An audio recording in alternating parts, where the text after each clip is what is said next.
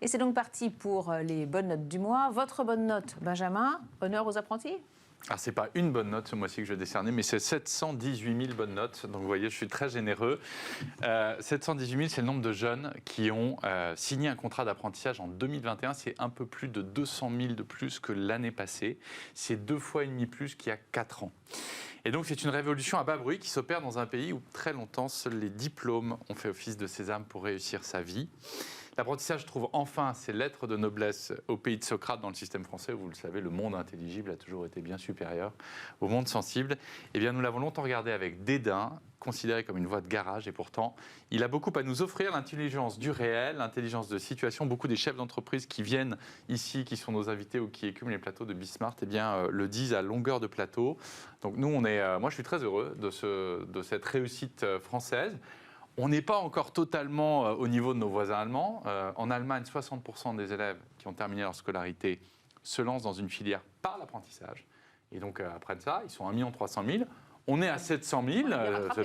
On a eu un énorme effet de rattrapage, mais on aime se comparer avec nos voisins outre-Rhin. Donc, on a encore un petit peu d'efforts à fournir. En tout cas, c'est du gagnant-gagnant que de faire ce pari-là, à la fois pour le jeune qui apprend un métier et qui bien souvent trouve un job à la sortie parce qu'il est embauché par celui qui a eu en apprentissage.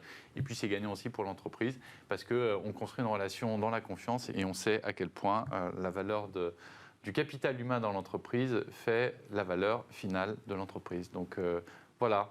Très heureux de ce résultat magnifique sur l'apprentissage en France. Bravo aux apprentis. Ça vous parle puisque vous avez investi dans une école d'apprentissage. Oui, voilà.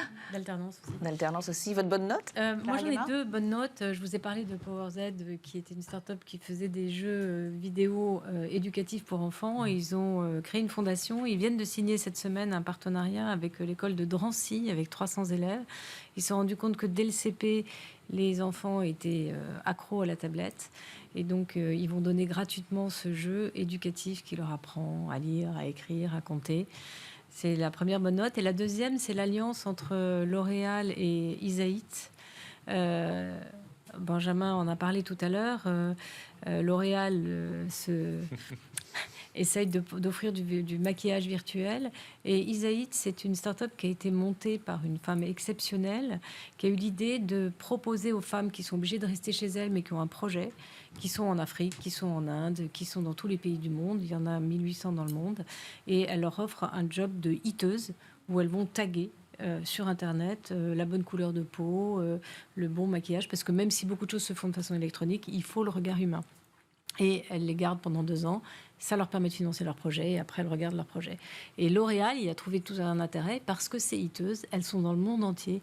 Donc elles sont de toutes les couleurs de peau, elles sont de toutes les textures de cheveux et ça répond aux besoins que L'Oréal avait besoin. Et puis j'en profite parce que je vais offrir à Florence le Trend Report qui est le Trend Report que nous avons conçu chez Raise et qui vous donne toutes les tendances et toutes les plus belles startups dans les tendances du marché qu'on a évoquées tout à l'heure. Bah, écoutez, merci beaucoup. Ça sera un vivier pour vos futurs, vos futurs invités. Pauline Duval, vos bonnes notes, vous en avez 2 aussi. Oui, j'en ai 2. Alors j'ai déjà Time for the Planet, qui est un mouvement citoyen qui fonctionne un peu comme un incubateur. Qui doit malheureusement changer de nom. Ah bon ? Il paraît, oui. Qui va en fait repérer, financer et déployer des innovations pour, en fait, dans le but de réduire les gaz à effet de serre. Et tout ça, en fait, en open source pour le monde entier. Donc, je trouve ça assez génial. Et en fait, tout le monde peut devenir actionnaire. Vous pouvez acheter une action pour 1 €. Donc, n'hésitez pas, Benjamin. Et la deuxième, c'est le manifeste que vient de sortir Impact France, qui est un manifeste pour l'économie de demain. À l'époque, on a fait beaucoup de choses avec la French Tech et la Startup Nation. Alors, j'aimerais bien qu'on mette aussi beaucoup d'énergie à ce qu'on devienne peut-être l'Impact Nation d'ici quelques années. Voilà pourquoi j'ai mes 2 bonnes notes liées à l'économie de demain. Et alors, Time for the Planet, pourquoi il faut changer le nom ? Qu'est-ce que c'est Je sais pas, j'ai vu que vous avez un procès sur Time for the Planet et qu'il faudrait sans doute qu'ils changent de nom. Ce qui est dommage parce que la fille est géniale.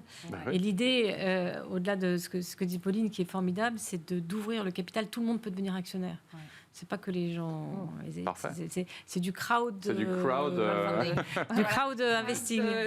Crowd Pas investing. d'equity. Crowd equity, En voilà, bon une nouvelle- français. En bon français. Je Comme vous dis nouvelle pas, français. Jacques, tout le monde doit être content d'entendre l'émission. On a Voilà. été vraiment au top sur la langue de Molière. On a parlé du NFT, du Web. On est vraiment Web parfait. 3, Merci Clara Guémard, merci Pauline Duval. Voilà, c'est la fin de cette émission. Merci à vous tous de nous avoir suivis. Vous pouvez bien sûr nous retrouver tout ce week-end sur Bismart. Rendez-vous le mois prochain avec de nouveaux invités pour découvrir de nouvelles stratégies.